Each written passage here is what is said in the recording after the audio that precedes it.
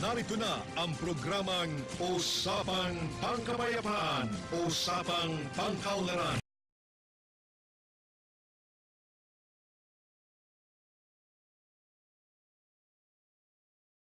To commence, everybody will please rise.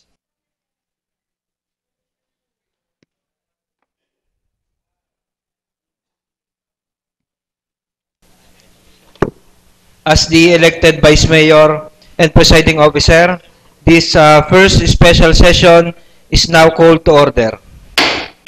Roll call, please. The Honorable Members of the Sangguniang Banlunsod, Honorable Kathleen Cibriones, Honorable Mark Aris Piluansing, Honorable Maria Concepcion Hernandez Piloso, Honorable Aris Manuel de Mendoza, Honorable Joel D. Pua, Honorable Raul A. Monte Alto, Honorable Pasita Esliviste, Honorable Yunilo A. Katipon, Honorable Donato Linato, Honorable Donato Armonfero, Honorable Virgilio I. Makasay Jr., and the Honorable Presiding Officer, Honorable Eric D. Africa. Do we have a quorum? We have a quorum. Invocation, may we request the Honorable Raul Monte Alto to lead our invocation.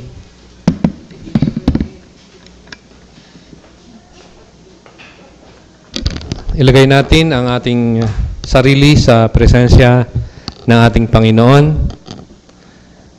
sa ngalan ng Ama at ng Anak at ng Espiritu Santo. Panginoon, sinabi mo na kung isa o dalawa o tatlo ay nagkakatipon sa iyong harapan, ito ang lahat ng kanilang dasal ay iyong diringgin.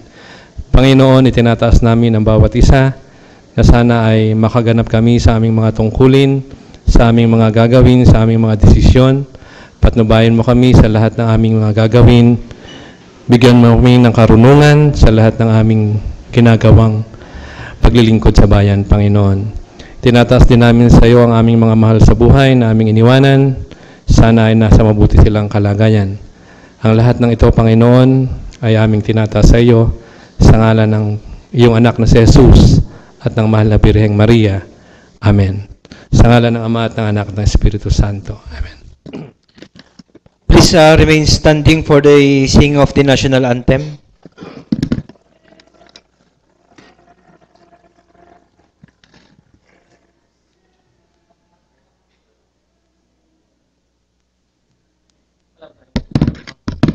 May we request the Honorable Kathleen Briones to lead the singing of the national anthem. Lagay po natin na ating kanang kamay sa kaluwang bahagi ng dibdib at sabay-sabay nating awitin ang pambansang awit. Bayang magiliw, perlas ng silanganan, alab ng puso, sa dibdib mo'y buhay, lupang hinirang, duyan ka ng magiting, sa manlulupi, di ka pasisiig, sa dagat at bundok, sa simoy at sa langit mong bughaw, may ilagang tula at awit sa paglayang minamahal, ang islap ng wataw at mo'y tagumpay na nagniningning, ang bituin at araw niya kailan pa may magdidilim, lupa ng araw ng buwan, ating pagsinta, buhay langit sa piling mo. Aming ligaya na pag may mga api, ang mamatay ng dahil sa'yo. Maraming salamat po sa ating masiglang awit ng ating national anthem. Reading of the minutes of the preceding session and approval of the same, the Honorable Raul Monte Alto is recognized. Mr. Chairman, I move that we dispense the reading of the previous meeting and the same be approved. Any second discussion, objection? Hearing none, the motion duly seconded is hereby approved. Before we proceed, we would like to acknowledge the presence of our Vice Governor, Vice Governor Mark Libiste. Sir, good morning, good afternoon po. Unfinished business for the day, Mr. Secretary. Business for the day. Matters pertaining to compliance with the requirements on seal of good local governments prescribed by the DILG. Refer to the Committee on Good Government. Resolutions and ordinances for third and final reading. The Honorable Don Linatok is recognized.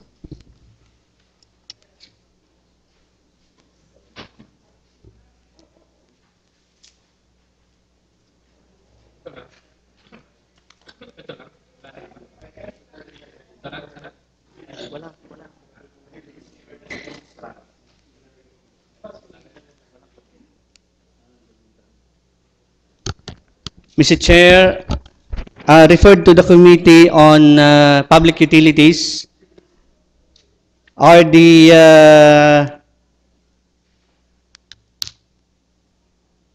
amendments to our traffic ordinance regarding the seating capacity for tricycle and jeepney for the minors, or referring also to the students of elementary, high school, and some college students.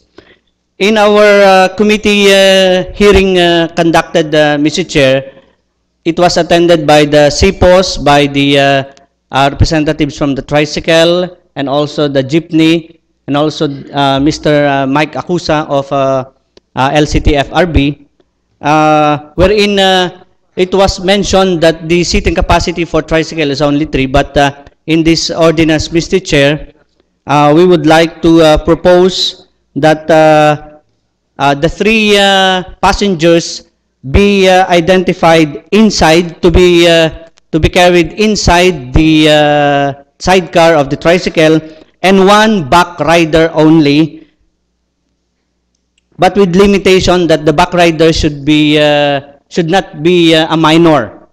Minors should only be allowed to ride tricycle inside the sidecar, but not as a back rider, because according to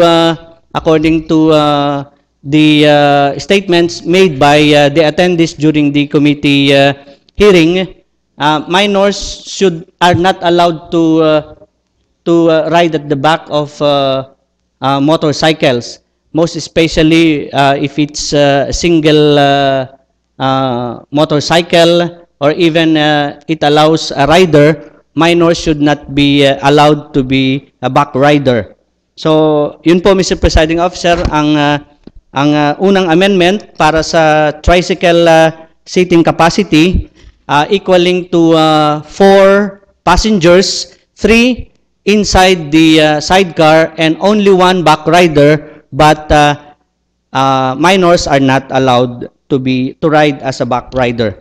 And for the jeepneys, it should only be seating capacity. No? What do we mean by seating capacity? Those fixed seats provided. If it's, kung yun po ay pang siyaman, na sinasabi, siyaman, 10, ay di yun lamang po. Hindi na po pwedeng maglagay nung upuan sa gitna. Ano po? Sapagkat sa national law po ay talaga pong seating capacity only. Kung meron pong upuan sa gitna, dapat po ay kagaya ng mga bus na merong upuan sa gitna, na yun po ay fixed. Ano po? Hindi po temporary. So yun po, with the seating capacity only to be implemented for jeepneys, so it will not allow the use of temporary stools or benches along the aisle of jeepneys, including school services. Dahil marami na rin po tayong nakausap, Mr. Chair, na mga magulang na sinusundo ng mga sa kanilang school services, na sinasabing pag sumakay na, sinundo na yung kanilang anak, at isa sa mga huling susunduin ay kalong na, kung hindi man kalong, ay nakasakay sa gitna, which is hindi po ang tawag dito, hindi siya akma, lalo tigit para sa mga bata, dahil oras po na ito ay pormeno, ay maaaring magkaroon ng injury or malubhang sakuna sa mga bata na sumasakay sa loob ng passenger jeepney and school services. So, yun po ang amendments ay May I solicit a proper motion regarding the adoption of the said amendments? I move, Mr. Chair, that the said amendments be adopted as amendment to the traffic comprehensive traffic ordinance of the city of Lipa. Any second? Discussion, the Honorable Monfero is recognized. Hello. Good afternoon, Mr. Chair, at sa lahat ng ating mga bisita, sa ating mga kasamahan dito sa Sanggunian. Gusto ko lang hong linawin, Mr. Chair, sa ating chairman ng katatapos lang magsalita, na with regards po doon sa tricycle, parang hindi ho naging malinaw sa akin yung kasama ho ba dito yung mga single na may mga anak na iniaangkas at inihahatid sa school? Bawal din po ba yung mga single, wala hong sidecar, na lalo't higit ho sa umaga, ay napapansin ko na yung kanilang anak ay inihatid sa school ay nakaangkas lang doon sa likod ng kanilang single tricycle. Kasama po ba yan sa ating i-adapt? As per national law is concerned, na diniscuss po sa atin ng ating representatives kahapon galing sa TMDC POS at saka kay Mr. Mike Acusa, pagka yan ay scooter, talagang isa lamang po ang dapat nasakay. Pagka ho yung malaki-laki ng kaunti na mayroong pwedeng angkasan, hanggang 2 po ang maximum ng motor. At definitely, ay hindi po inaalaw ang minor. Ano po? Pero dito po sa ating, kung gusto po nating idagdag yon, wala pong problema sa akin yon. Dahil napag-usapan din naman po namin yon during the committee hearing. Ang napinal lamang po namin ay itong seating capacity sa tricycle, na ang minor ay dapat sa loob lamang ng sidecar, at kung may angkas ay hindi po pwedeng minor ang aangkas sa likod ng tricycle. Okay, kasi po, kung magpapasa po tayo at mag-a-adapt tayo ng batas, resolution man o ordinansa, ay ang tingin ko po diyan ay yun hong single na motor ay mas delikadong iangkas yung kanilang minsan isa, 2 anak na nakaganon lang sa kanilang tatay or sa driver ng single na motor. So, ang tingin ko po ay, kung ako yung tatanungin, isama na po natin yung single na motor na hindi nila pwedeng...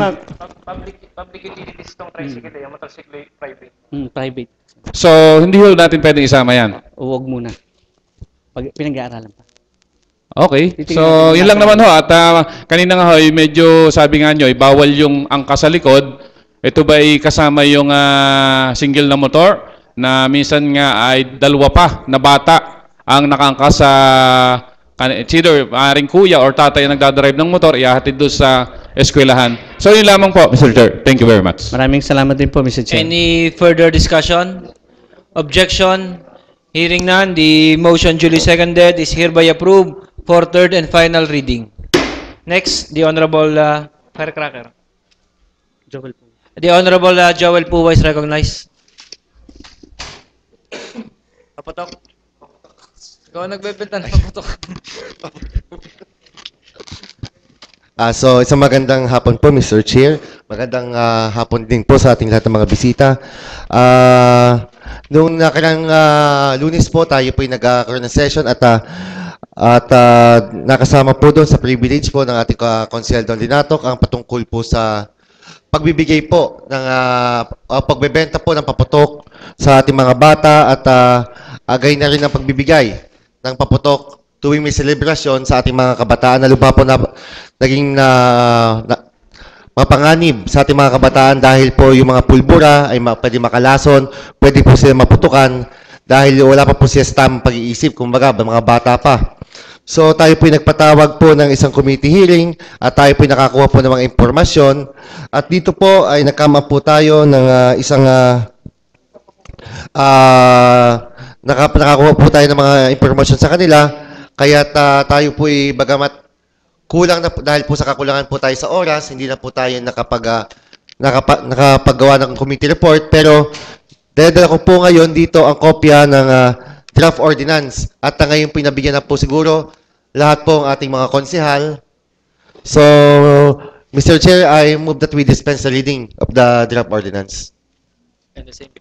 Ah? And the same be approved. Any second? Seconded, discussion? Objection? Hearing none, the motion duly seconded is hereby approved for third and final reading. The Honorable Mark Aris Luwansing is recognized. Yung NGO.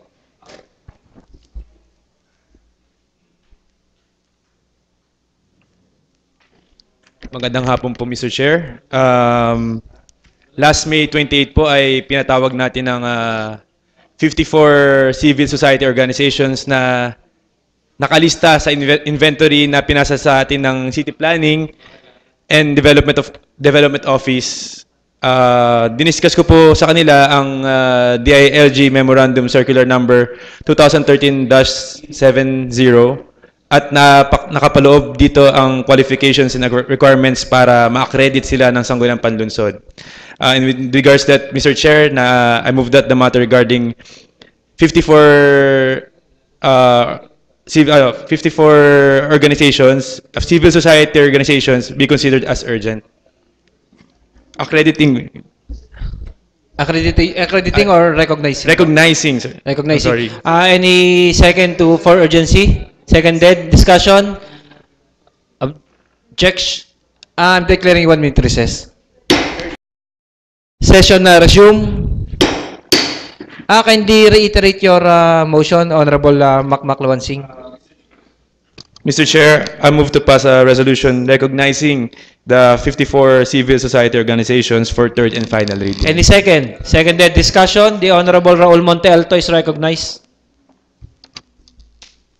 Mr. Chairman, I agree with the proponent na ma-recognize natin ang iba't ibang NGO dito sa lungsod ng Lipa sapagkat hindi alam ng nakararami na ang mga NGOs, lalong-lalo ng Rotary Clubs, dito sa Lipa ay may 5 Rotary Clubs. Rotary Club of Lipa, Rotary Club of Lipa South, Metro Lipa, West. Maraming mga clubs dito na talagang tumutulong sa ating lungsod, sa ating mga kababayan at sa ating gobyerno sa pagpapaunlad ng ating bayan. Kaya it's time and proper na sila ay ma-recognize natin kung siyan ay may ilan nga Mr. Proponent? Mr. we have 54 54 NGOs na dapat nating pasalamatan at recognize at yun namang ibang accredited natin na organizations na binibigyan natin ng kaunting pondo ay kung siguro ay mag-a-apply sila ng accreditation, yung mga ni-recognize natin, ay bakit hindi natin bigyan din ng kaunting pondo? Dahil sila naman ay tunay na nakakatulong sa ating mga mamamayang mahihirap. Yun lang, Mr. Chairman. Any further discussion? The Honorable Bibong Mendoza is recognized. Magandang hapon ho sa lahat ho ng mga nandito sa atin hong Vice Mayor at sa ating pong bisita, sa ating pong ginagalang na Vice Governor ng Lalawigan ng Batangas. Gusto ko lamang pong linawin ho ng kaunti.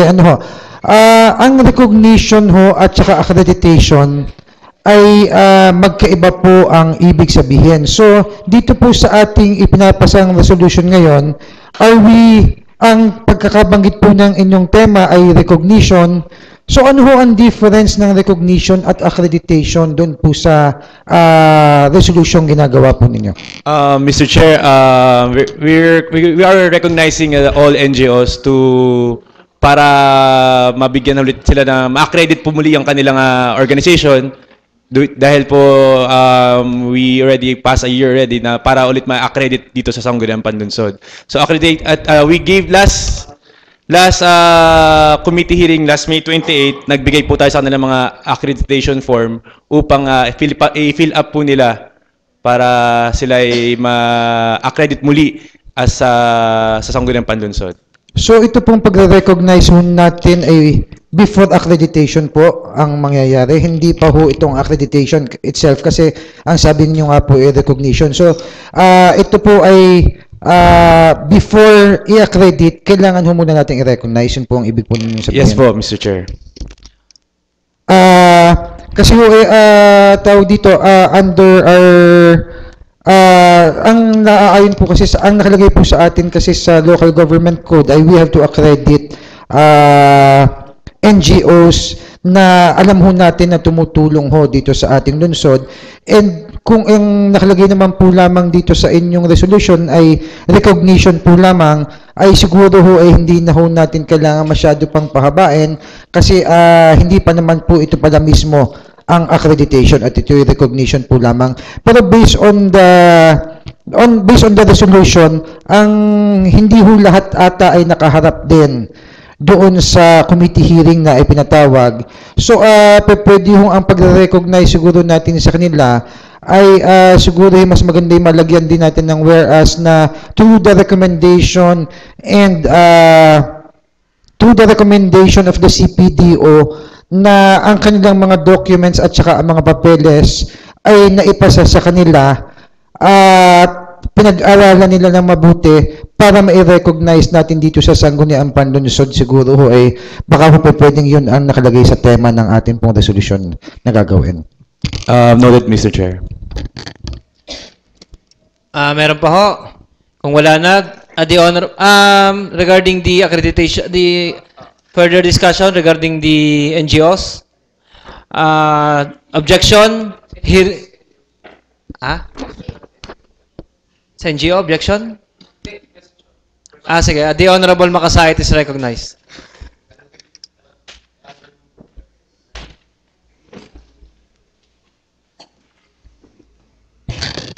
Mr. Chair, I just want to para po may reiterate na doon po sa ating sana mga NGOs na i-recognize because there are some NGOs who are parang hindi ho kumpleto yung kanilang mga requirements na NGOs. If we could only yung may recognize po natin na NGOs, we just make sure that these NGOs that we are going to recognize have completed their documents to be truly NGOs because of the recent events na meron naman talaga mga sham NGOs na existing. So sa akin lang po, we just make sure na pag ating pong sinigurado na in-recognize to since it would be an official function already, we make sure that these NGOs are true and existing NGOs in the city of Lipa. The Honorable Luan Singh is recognized. Mr. Chair, may I request the Secretary to trigger the following NGOs? Mr. Secretary.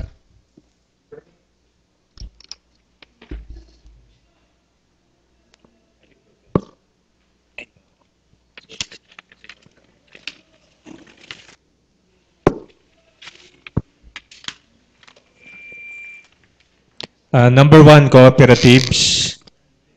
The name of the organization, Lipa Experiment Station Employees, MPC, or the LIMSEMCO. Lipa Multipurpose Development Cooperative, LIMSEMCO. Papayahan, MPC. Plaridel, MPC. Southern Luzon Farmers and Traders Marketing Cooperative. People's organizations. Number 1, Barangay Dagatan Backyard Vegetable Growers Association. Number 2, Insluban Corn Farmer Association. 3, Samahan ng Magsasaka. 4, Pinagkawitan Farmers Association. 5, Samahan ng mga Magsasaka ng Barangay Duhatan. And 6, San Benito Backyard Vegetable Growers. 7, Samahan ng mga Magsasaka sa Lumbang. 8, Sunrise Irrigators Association. 9, Santo Niño Backyard Vegetable Growers. 10, Pinagtungulan Vegetable Association.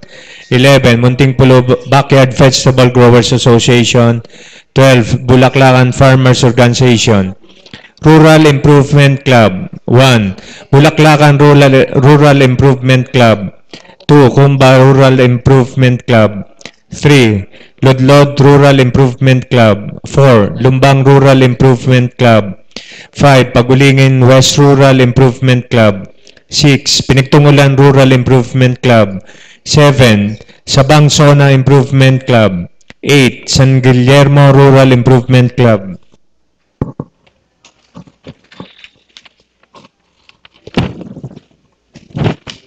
9, San Lucas Rural Improvement Club. 10, Tangway Rural Improvement Club. Fishermen's Organization. Number 1, kilusan ng maliliit na mga isda sa Lawa ng Taal. 2, Sports Organization. San Guillermo Moto Club Incorporated. 2. Lipa Christian Muslim Chess Association. 3. Karate Do. Workers Group and or Association. Number 1. Daycare Workers Federation.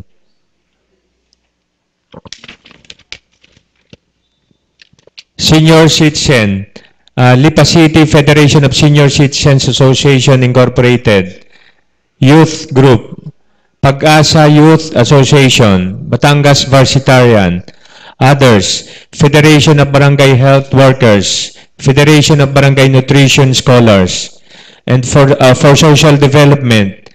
1. Active Men Association for Progress and Unity. 2. Bantay Bayan Foundation Incorporated. 3. Bantay Bayan Foundation Incorporated. Group 2. Batangas Guardian Brotherhood Incorporated. Citizen Crime Watch. Council for the Restoration of Filipino Values.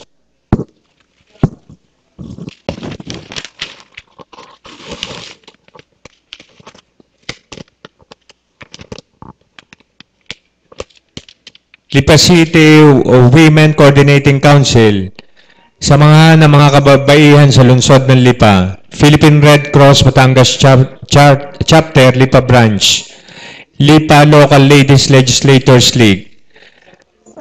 For non-governmental organizations, Philippine Mental Health Association, civic organizations, Barako, Lipa City Malarayat Lions Club, Rotary Club of Lipa South, professional groups, Lipa Dental Society, Lipa City Medical Society, business groups, Lipa City Market Vendors Association.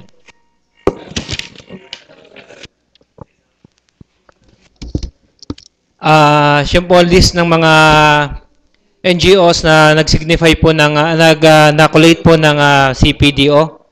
The Honorable Monte Alto is recognized. Mr. Chairman, doon sa mga binasa na ni Mr. Secretary ay napansin ko po na wala man lang doon yung isang Rotary Club. Dati po 5 yung clubs natin dito, ngayon 4. Samantalang ang Rotary po talaga ang katulong ng gobyerno sa pagbibigay serbisyo sa ating mga mahihirap na kababayan.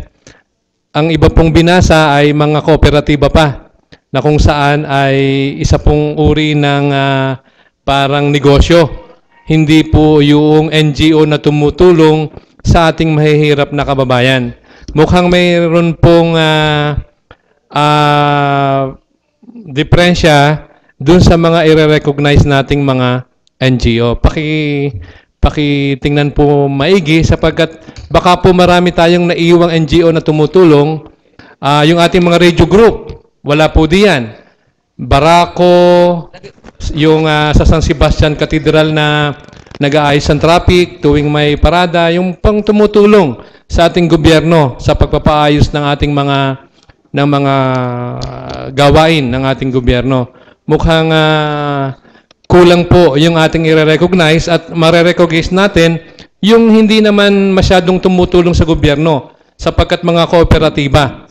Ang gobyerno pa po ang tumutulong sa mga kooperatibang yan. Hindi po sila yung grupo na tumutulong sa gobyerno sa pagpapaunlad ng ating pagtulong sa mahihirap nating kababayan. Check lang po, Mr. Councilor. Mr. Chair, ito po ay sinamit from the CPDO. So, siguro po, after this, we could invite all the naiwan natin na nakaligtaan na organization upang ma-accredit rin po sila sa atin.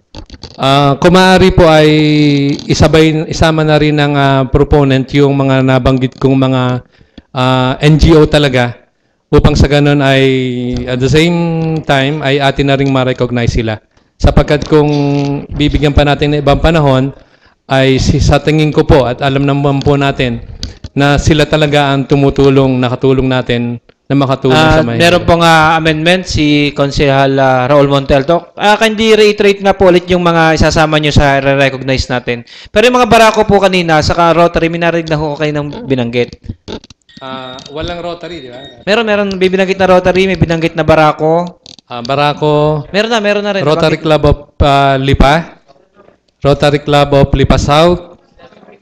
Rotary Club of Lipa West. Rotary Club of Metro Lipa. Yan po. At saka yung Stag. Sa San Sebastian po yon. Stag. Yun po. Additional, the Honorable Makasait is recognized.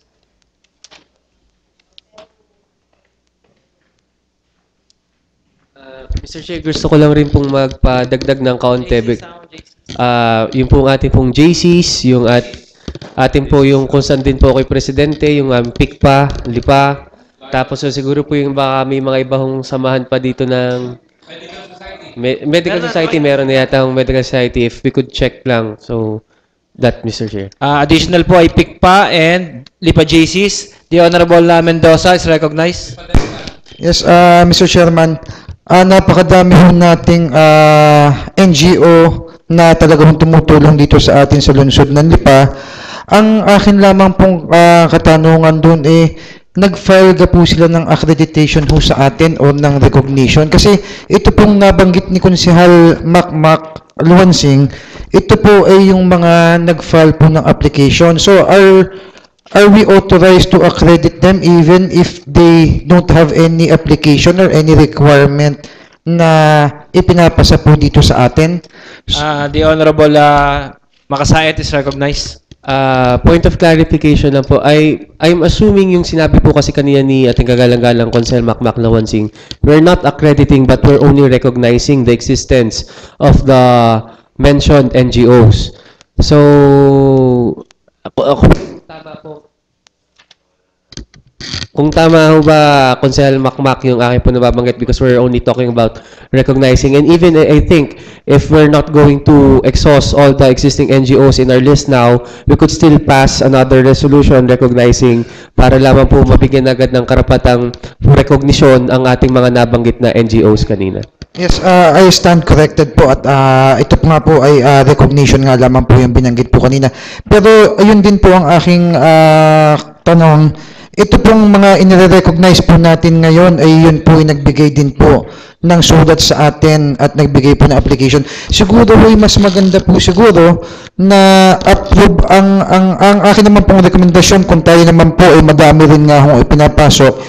Ang siguro ay mas maganda pa ay all the NGOs na alam ho natin na pwede ho, na alam ho nating nakakatulong ho dito, hindi lamang po yung mga nabanggit po ninyo, baka meron po ibang mga NGO tayong alam dito, ay aprobahan na rin ho natin at isama ho natin for them, para ho ma-recognize din po natin sila at maibigay naman po ang due recognition sa mga NGOs na tumutulong sa The Honorable Monte Alto is recognized. Mr. Chairman, hindi naman po nag-apply yung mga NGOs para sila ay mabigyan ng recognition.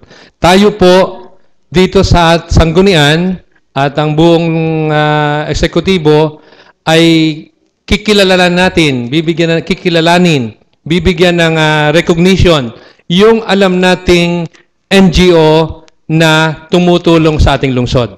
At kapag ka po nabigyan natin ng recognition sila, kung gusto nilang mag-apply ng accreditation, ay tayo po ay open dito na at pag-usapan natin kung bibigyan natin sila ng accreditation. So yun po, yung mga sinabi ko lang ay gusto ko lang pong maidagdag sapagkat alam natin lahat na sila talaga ay tumutulong sa ating lungsod. The Honorable Luansing is recognized. Comment lang po, tama po yung mga sinabi ng both parties is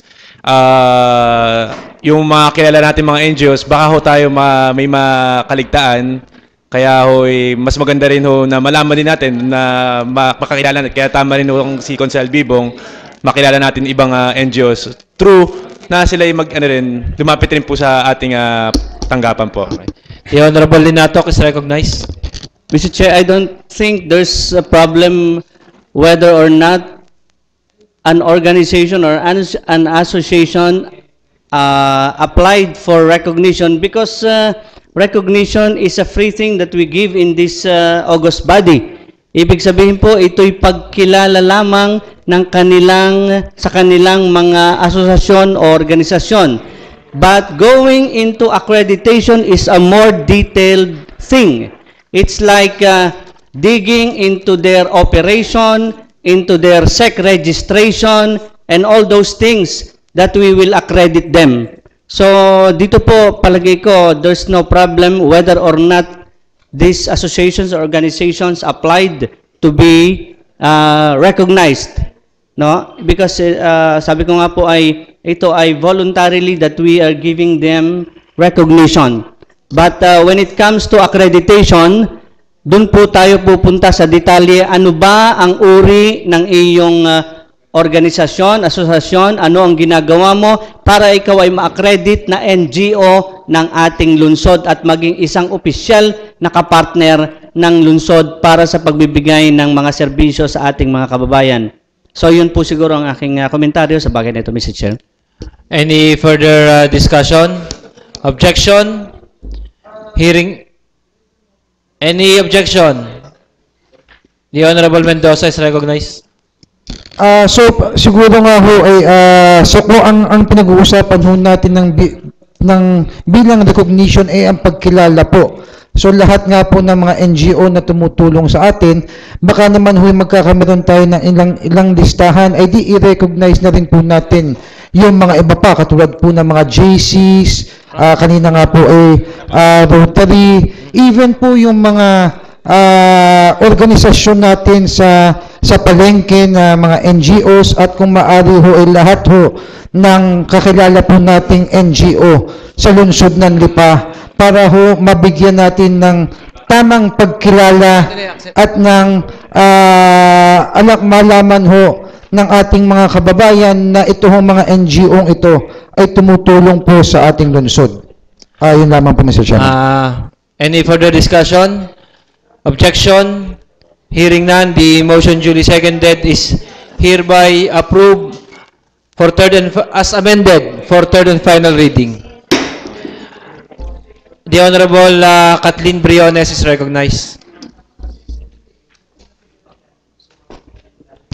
Good afternoon, Mr. Presiding Officer. Referred to my committee, the Committee on Good Government, is a letter from our City Administrator, Attorney Leo S. Latido, regarding the proposed amendments to the Lipa City Citizens Charter. And in compliance with the requirements of the Seal of Good and Local Governance prescribed by the DILG, I would like to pass an ordinance amending the Special Ordinance number 64-2009, also known as the Lipa City Citizens Charter. Ano-ano po yung mga amendments na nakapaloob dito sa ordinansang ito? Kagaya po ng issuance of business permits, ito pong dating steps ay 11 steps bago po magkaroon ang isang negosyante ng business permit para po magkaroon ng permit. And ang bago po nating amendments ay 4 steps na lamang po. Pagdating naman po sa renewal of business permits, dating 9 steps, ngayon po ay ginawa na lang 4 steps. And for the application of mayor's permit for the public utility vehicles, dati-rati po ay 5 steps bago magkaroon ng permit. Ngayon po, 3 steps na lamang. And yung occupational permit from 5 steps, naging 3 steps na lamang din. So ito po ang nakapaloob sa amendment na gusto natin ipasa. Any second to the motion? Seconded, discussion. The Honorable Monte Alto is recognized. Mr. Chair, pwede po bang total ilang steps na lang naman po yung sinasabi? Pwede pong pakibasa na lang yung mga steps na yan para po malinaw at maintindihan nating lahat. Yung 4 steps sa business permit, 4 steps po yun. Wala kaming... Pwede po tayong magbigay ng kopya sa lahat. Pero for the... Secretary. For the indulgence of our Councilor, Raul Monte Alto, may we request our Secretary to read the new steps in securing the permits.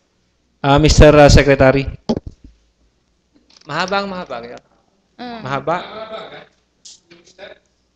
Step lang naman, ilang ka?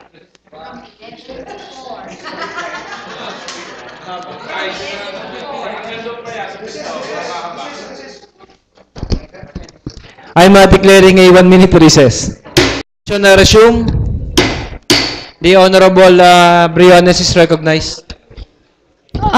Again, I would like to reiterate my motion for the passage of an ordinance amending the Special Ordinance Number 64-2009, also known as the Lipa City Citizens Charter. Any second? Seconded discussion? The Honorable Monte Alto is recognized. Mr. Chairman, I commend the proponent that we have simplified the securing of the business permits and the renewal of permits. Malaking bagay po ito sa ating mga kababayan sapagkat noon ay 9 na steps o 11, ngayon po ay ni-reduce na to 4 or 3. Napakadali na pong kumuha ng business permit at mag-renew. Ito po ay napakalaking bagay katulungan sa ating mga negosyante sapagkat dati po ay inaabot ng 3-4 na linggo bago sila makatapos sa pagre-renew ng kanilang mga business permit. Ngayon po sa pagsisimplify ng procedure ay siguro po ay in 3 days o 2 days tapos po ang renewal ng ating business permit. I commend the proponent, Mr. Chairman. Any further discussion? Objection? Hearing none, the motion duly seconded is hereby approved for third and final reading. Thank you po. The Honorable Joel Puba is recognized.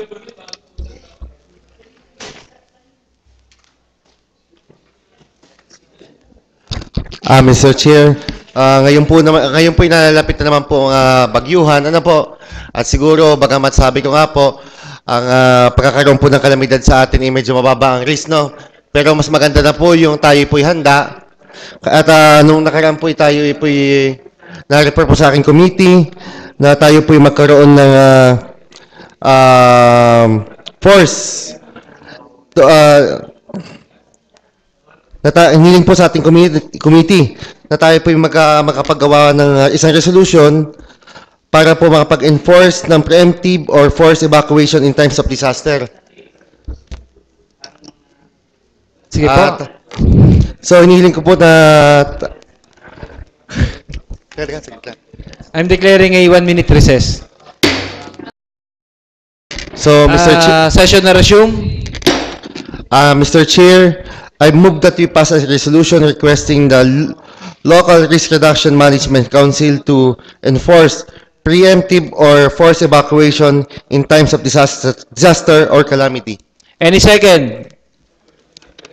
Any second? Seconded by the Honorable Labiste. Discussion? Objection? Hearing none, the motion duly seconded is hereby approved for third and final reading.